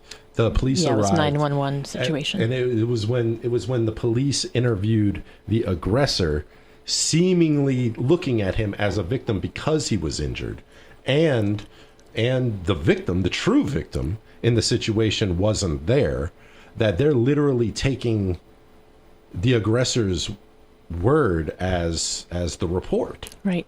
And I don't really know all the legal ins and outs. I don't speak legalese, but I know that Hakiym was advised against pressing charges, against naming it a hate crime and pursuing that avenue of justice. He was advised against those things, right? So maybe that played into the jury's decision of, like, he didn't have a count. I don't know, but I think the whole thing was very poorly played. Yeah. It was a miscarriage of justice. And again, hindsight's 20/20, right? But, like, how can we now rectify that? How can we now make sure that he is free? And I mean, talking to Hakiym and the things that he's written in prison, because he's continuing to write his poetry and continuing to think about how he can participate when he gets out. You know, he's being very proactive about things, even in this dire situation. He's not trying to be vindictive. He wrote this whole thing about forgiveness. Like, we're not necessarily trying to, like, go after the aggressor. No. We're just trying to get Hakiym free. Yeah. Right? And his name cleared. And maybe a public apology and a thank you for your service, you know? And let him resume his life. Yeah. Yeah. Which is, it's a very logical aspiration, I would think. I hope that we can exercise enough strength, whatever the citizenry of the United States, whatever power we actually hold within our voice. I hope we can utilize it to communicate to the governor, and I hope we can utilize it to communicate to all who maybe even have broader platforms than a community radio or an internet site. You know, I'm thinking of 2 or 3 different people right now ready to send this to, because it's going to take more than, I mean, as much as, you know, think globally, act locally, as much as it demands strong grassroots movement to really get the ball rolling. I mean, it's such a cut and dry case of a miscarriage of justice that I'm sure many more people would be very interested in seeing what it is they can do to get Hakiym's voice heard. Yeah, we've had some contact with organizations that have shown interest and believe that it's an injustice as well. I mean, I'm a part of an organization that as soon as we, you know, Black Alliance and Social Empowerment at Base, as soon as we heard about it, we knew this is a must for us to get involved. But also the Innocence Project, Al Sharpton's office, the NAACP, and we've been in contact with ACLU. We have a meeting coming up after the beginning of the month as well. So making noise is necessary. Not just locally, you know, but state and nationally as well. And you mentioned the governor's office, and I will make this statement with the governor's office and the state of Oregon. They are listeners. So I am thankful. I don't mean of the station. I mean, they listen whenever we speak out. They do listen. However, we're trying to get as many voices speaking into their ears as possible, so that it saturate and inundate them, so that they recognize and truly take the time to look at it and see that this is an issue that should have never ever happened. And it's one that needs to be cleared off. Exoneration. I continue to state exoneration. But if people want to get involved, they can actually sign a petition. So go ahead, grab your pens and your paper, or pull out your phones and tablets or computers and jot this information down. But there is an active petition online. We are just south of 1,000 signatures right now. And we'd like to get as many people to join in with that. If you go to baseoregon.org, again, that's Base Oregon, so BASEOREGON.org /justice-for-Hakiym. And Hakiym's name is spelled HAKIYM. So to repeat that, baseoregon.org /justice-for-Hakiym. And if you're like me and you get lost in those things, you can just go to baseoregon.org, and under the programs tab, the first one is Justice for Hakiym, and it's there. You can sign the petition, and you can also click something that has the text of the petition letter that gives a lot more information about the case. And speaking of petition letter, there are letters we're asking you all to please write. If you don't know what words to come up with, there are some forms in there as well that you can go along with. But before I give you the addresses and the people to contact, if you'd like to get involved with the Justice for Hakiym campaign, and it's hashtag Justice for Hakiym, then you can send an email to justiceforhakiym@gmail.com. Again, that's justiceforhakiym@gmail.com. For is spelled out JUSTICEFORHAKIYM@gmail.com. Now, when we're talking about those letters and sending letters, we are truly requesting that you reach out to Governor Tina Kotek and ask her to exonerate Brian Simpson, Hakiym Sha'ir, of this travesty that has happened, this true injustice. Tina Kotek's office can be reached by reaching out to her Regional Solutions Coordinator. And her name is Jessica, and I pray that I'm not butchering her name, but LeBerge. Jessica LeBerge is spelled LABERGE. And her email address, you can actually address the letter to Governor Tina Kotek, but email it to jessica.leberge@oregon.gov. That's JESSICA.LABERGE@oregon.gov. And that's just the beginning, because we also have the state senator for the district of Grants Pass and that area, and that's Mr. Art Robinson. His email address, I'm going to spell it all out here. Art Robinson, his email address is S as in Sam, E as in Echo, N as in Navy, SEN.ARTROBINSON. So that's sin.artrobinson@oregonlegislature.gov. Please shoot him a letter and let him know of this travesty. And our senators, we have Senator Ron Wyden.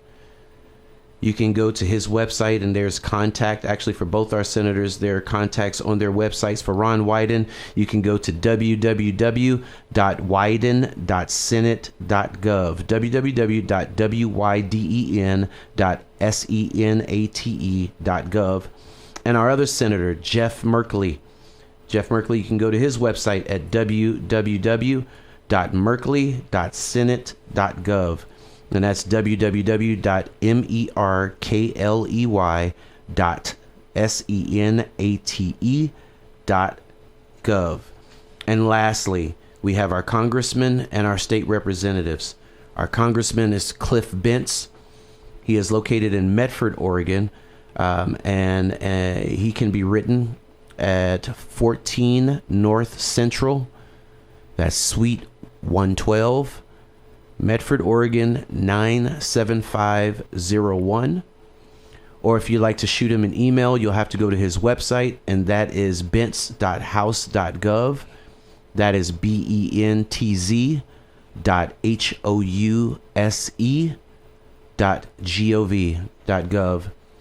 And our state representatives for the Grants Pass area, we have Lily Morgan and we have Christine Goodwin. Christine Goodwin is representative or rep.christinegoodwin at oregonlegislature.gov. So this is a long one for me to spell out, y'all. So here we go. rep.chris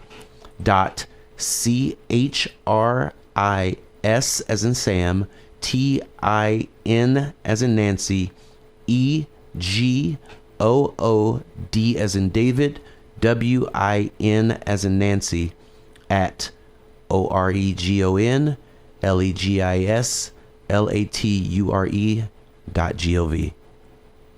And Lily Morgan, if you go to this website, I know it's not her name, however, this is actually the website to go to send her a letter. It's www.oregonlegislature.gov/Yunker, YUNKER. That's www.oregonlegislature.gov/YUNKER. And this last one I'm throwing in for one reason, and that's because I know her to be a wonderful woman who is against injustice, and she has direct connection with the other representatives. And that's the representative for Jacksonville, Medford, Phoenix, Talent, Ashland, Pam Marsh. You can reach out to Pam Marsh at rep.pammarsh@oregonlegislature.gov, and that's rep.pam as in Mary, M as in Mary, ARS as in Sam, H at oregonlegislature.gov. So, ways to mobilize. Write letters, please. Write full letters to Lily Morgan, Christine Goodwin, Pam Marsh, Cliff Bentz, the governor, Art Robinson, Ron Wyden, Jeff Merkley. Please write letters to them, letting them know that this is an injustice and that Brian Simpson, Hakiym Sha'ir should be released, exonerated. This should be completely wiped from his record. And also, please, as we said before, sign the petition at baseoregon.org and shoot us an email. If you'd like to speak to Tina Joe and those that are putting together the campaign, you can email justiceforhakiym@gmail.com. We would love to have more voices that are yelling out, speaking out, that are fighting against this injustice, because remember, if it can happen to one, it can happen to anyone else. And I believe it was Martin Luther King, and I'm not going to directly quote because I can't remember the exact words, but he basically made a statement about injustice for anyone, anywhere is injustice for everyone, everywhere. So we want to make sure that we actually speak out for Hakiym, because honestly, this could be you. This could be your son. This could be your daughter, your mother, your father, your brother, your sister, your best friend, your coworker. And a lot of people don't speak out and do anything until it hits them close to home. And I'm telling you right now, Hakiym is close to home. So please fight. Speak up. If you are a part of any organization that would like to mobilize on Hakiym's behalf, please reach out to us. If you have any connection or know anyone that would be beneficial in the fight for Hakiym and the Justice for Hakiym campaign, please again reach out to justiceforhakiym@gmail.com. Let's continue to keep this narrative going. Let's continue to keep his name out there and in people's ears.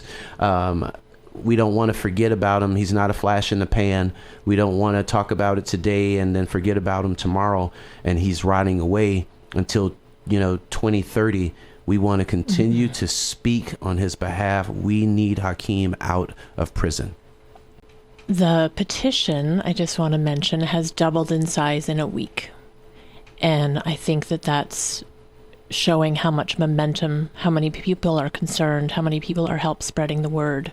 So the way those things go, if y'all can help promote that petition, not just sign it, but send it, share it, amplify that, we can get some solid numbers to bring to Tina Kotek. From all accounts, Tina Kotek is the kind of person who will listen, who will care. It is within her power to exonerate him. So I think that if we all really spread the word, reach out to people who might have some influence, whether they're in government or they have some celebrity status or they just have a far reach on social media. Like, we just need more voices, more numbers.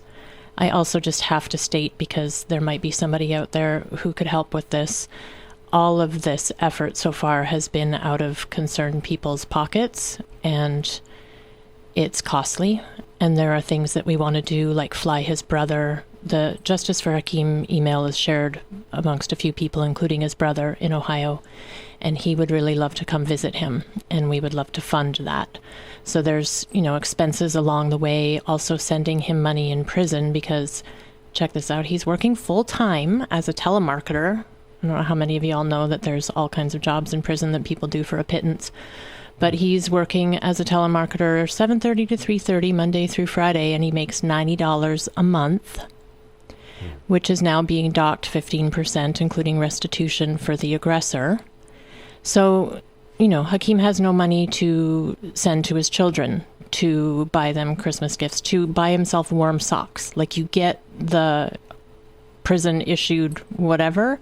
It's freezing in Ontario, Oregon right now. And if you want to not freeze, you have to have money to buy the thing. You have to have money to buy toothpaste. You have to have money to buy time on the phone with your children.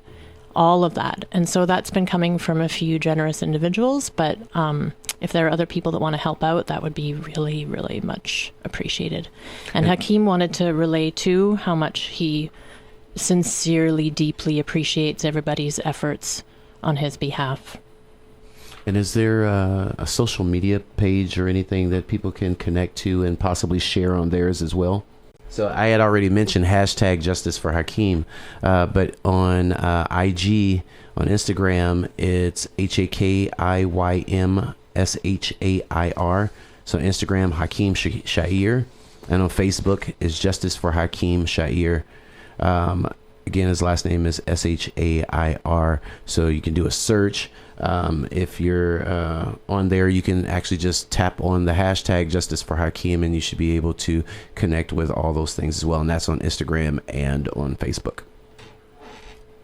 Yeah, and another great Dr. King quote that just keeps floating through my mind right now is, all it takes for evil to triumph is for good people to do nothing. And it seems that we have an abundance of nothing going on, and even though I'm a host here at KSKQ and I can't make calls to action to tell people to instruct people to do anything, we can instruct people how things can be done.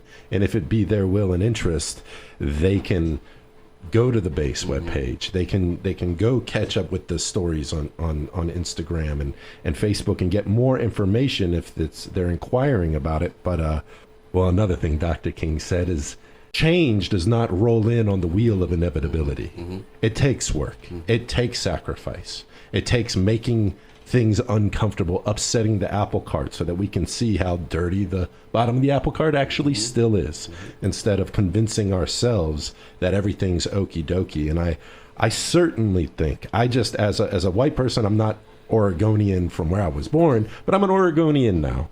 And as a white Oregonian, I would like to at least raise other Oregonians' awareness to, if this legacy that we didn't harp on about but talked about, whether it's the Ku Klux Klan or neo-Nazis or right-wing fundamentalists, or just people who have just a prejudiced cultural bias and opinion one way or another, if you really want to see Oregon as a thriving, safe community, these are the type of things that need to effectively be changed.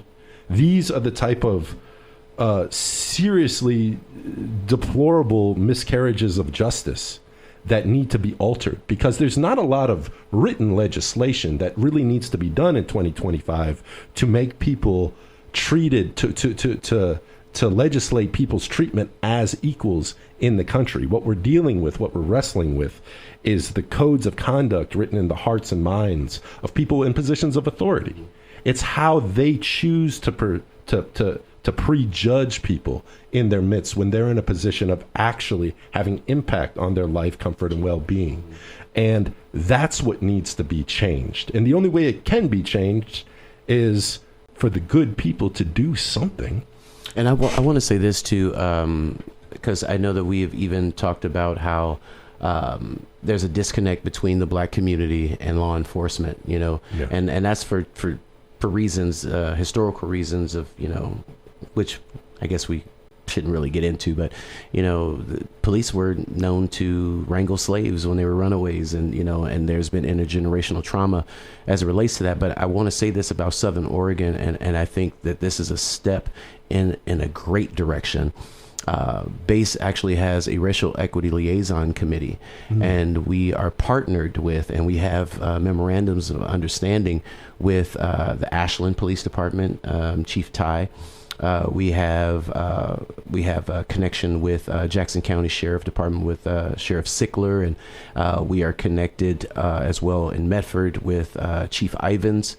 We work also with Talent and Phoenix, Chief Bowker and Chief Snook, and I'm missing Central Point with Chief Scott out there, and I believe I hit them all, but we actually meet with them monthly, and we talk about things like this, and we talk about how we can bridge the gap between the black community and law enforcement. And I have to be honest and say that they have been very receptive to the things that we've said, and we've seen change. I mean, there's a long way to go. Yes. Very long way to go. Yes. But at least they're recognizing that there is a disconnect, and they're recognizing that there is some injustice that happens, and they want to help to rectify that as well. So I am thankful for that. Now, I wish that we would have had one of those agencies as a part of this where we could have rectified it from the very beginning, but it didn't happen that way. But I'm just thankful that in Southern Oregon, people are recognizing that there is still overt and covert racism, that there's still discrimination, there's still bias that's there, and we all have biases, but people have recognized that they're there, and there are a number of people that have attempted to change that and take accountability. And so we want them to continue to do that, especially in this situation, in this case. There has been gross injustice, and we want everyone to recognize that, see that, and step up and speak out about it. Wow. Yeah, I agree wholeheartedly. One of the things I really wanted all of us to be able to communicate in some kind of unanimous way with the people listening is that this is not an attack on the community. Right. This is not an attack on Southern Oregon. This is not an attack on the state of Oregon. Right. This is acknowledgement that there's a lot of work still to be done. Accountability. Yeah. A lot of this stuff has to be uprooted, has to be pulled out by the roots, and we have to have conscious people of a clear conscience being able to objectively look at things as a difference between right and wrong. And ultimately, what everyone, black, white, candy stripe, Buddhist, Native American, agnostic to Zoroastrianism, it doesn't really matter. What everyone wants is security for themselves and their family. And if we can start looking at things like, I want my community to be safe. I want my neighbors to be safe. I want to feel as though my kids can go to my neighbor's house. If the door is locked, they can go, there's this sense of security that so many people in so many different states and really all around the world, but in this country in particular, it's shrinking, it's atrophying. And with the culture that we have where we're all insulated through screens and engaging one another through screens instead of personally, this sort of paranoia and skepticism and reluctance to actually engage with people who we may feel threatened by for no logical reason, but just because we've been so conditioned for so long and are now so anxious and scared of dealing with one another that it seems that that's really what we need to ultimately as a community grow out of. And unfortunately, some of these people got to kind of die out, the old-fashioned way. No one's going to. Dinosaurs need to become extinct. Yeah, and certainly the dinosaurish ways of thinking, where we can look at people, look at people's skin and have this prejudgment about their guilt or innocence based on a depiction of them that we really don't truly understand. And if they opened their ears during the trial, it would seem as though there was a lot of information presented that really made the case extremely clear that he was totally justified in acting in self-defense for the preservation of self. I mean, man, there's a lot of work to do. But I certainly didn't want people to take this the wrong way, as though this is an attack, as though we haven't come far. We've come. Oregon was one of the last states to desegregate. Yeah, that's true. I mean, the only chapter in the Green Book about Oregon was once you get to Wairika, California, don't stop driving until you hit Seattle. And it was the only documented white state in the entire country.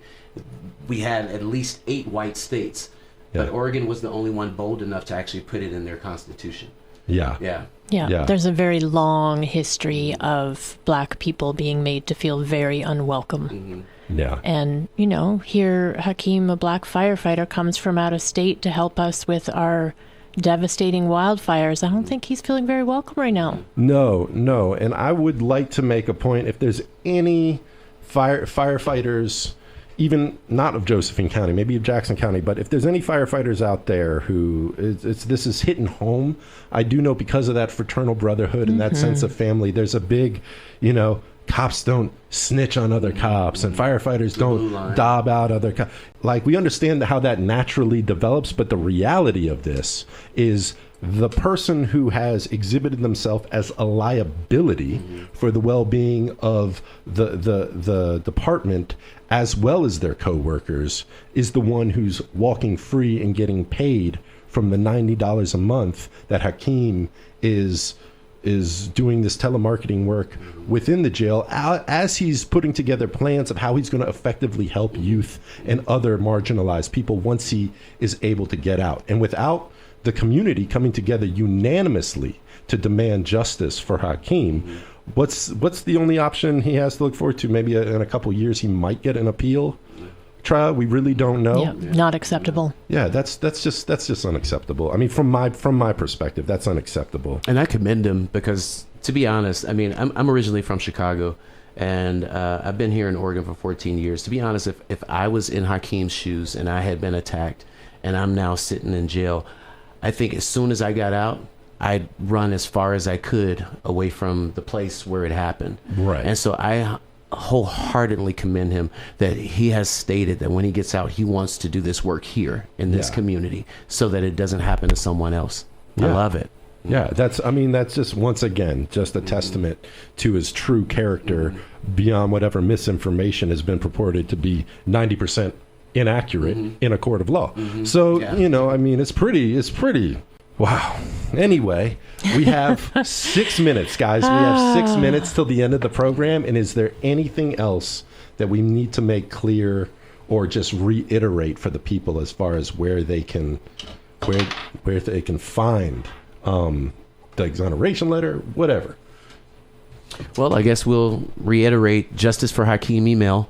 If you have any information, any connection, any organization, you any just skills. like to become skills, yes. Money. If you'd like to be involved, you can email justiceforhakiym@gmail.com. That's justiceforhakiym@gmail.com, and to fill out the petition and to learn more about everything, which you can't really learn more than what we've shared with you in the last 2 hours, but still in all, there's more information on the BASE website. You can go to baseoregon.org. You can click on the programs button, first thing at the very top. Once you click on that, the drop down box is the Justice for Hakiym campaign. If you'd like to go there directly, it's baseoregon.org/justice-for-Hakiym. Also, if anyone is inspired to send him books in prison, that can really help, or letters. There's pretty strict guidelines about the size of the paper and all the things, but we could help you out with that if you want to reach out to justiceforhakiym@gmail. One more thing, just my message to the firefighters, whether Josephine County, Jackson County. It's like, we know that you guys are truly the superheroes of the modern day in our real eras, particularly in this region. Going out there, you're the first to be there in times of emergency. You're the first to be there in times of danger, moving towards the threat, not away from it.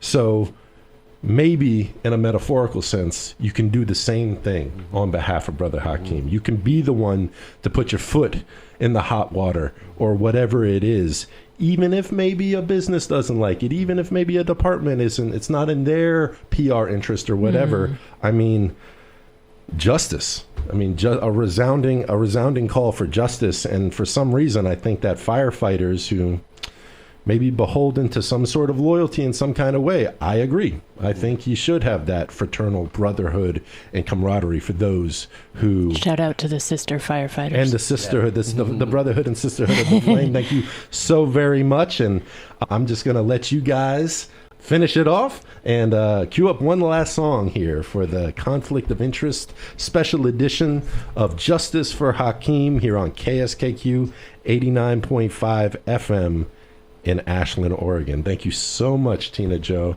and thank you so much, Kim. I really appreciate you guys for coming through and giving me your time. And thank you, Adam. We appreciate you. Select the AD.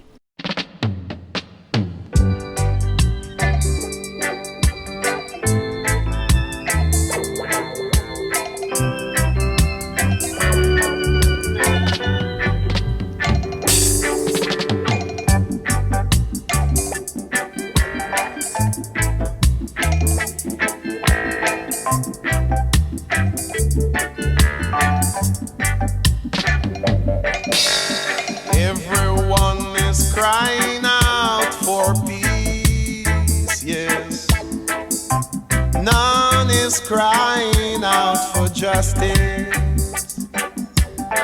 Everyone is crying out for peace, yes. None is crying out for justice. I don't want no peace. I need equal rights and justice.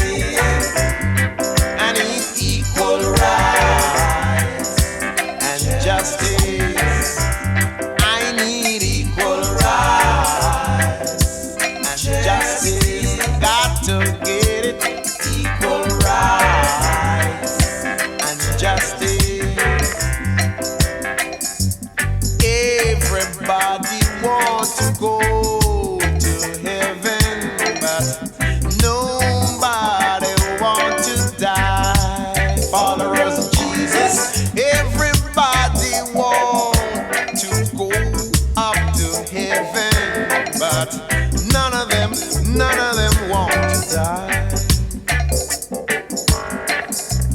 I don't want no peace. I might need equal rights and justice. I got to get it. Equal rights and justice. I really need it. Equal rights and justice. Just give me my share. Equal rights and justice. What is due to Caesar? You better give it on to Caesar. Hey, hey, hey. And what belongs to I and I? You better give it up to I. 'Cause I don't want no peace. I need equal rights and justice. I need equal rights and justice. I got to get it. Equal rights and justice. I'm fighting for it. Equal rights and justice. Everyone heading for the top, but tell me how far is it from the bottom? Nobody knows, but everybody fighting to reach the top.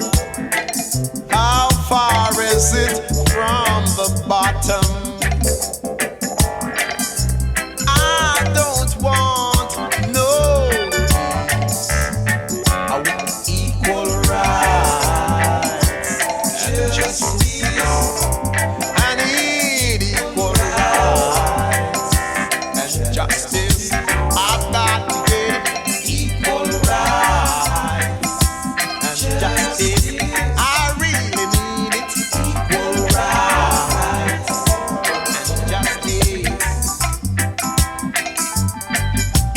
Everyone is talking about crime. Tell me who are the criminals? I said everybody's talking about crime. Tell me who are the criminals? I really don't see them. I don't want no peace. I need equal rights and justice. We got to get equal rights and justice. And there'll be no crime. Equal rights and justice. There'll be no criminals. Equal rights and justice. Everyone is fighting for equal rights and justice. Palestinians fighting for equal rights and justice. Down in Angola, equal rights and justice.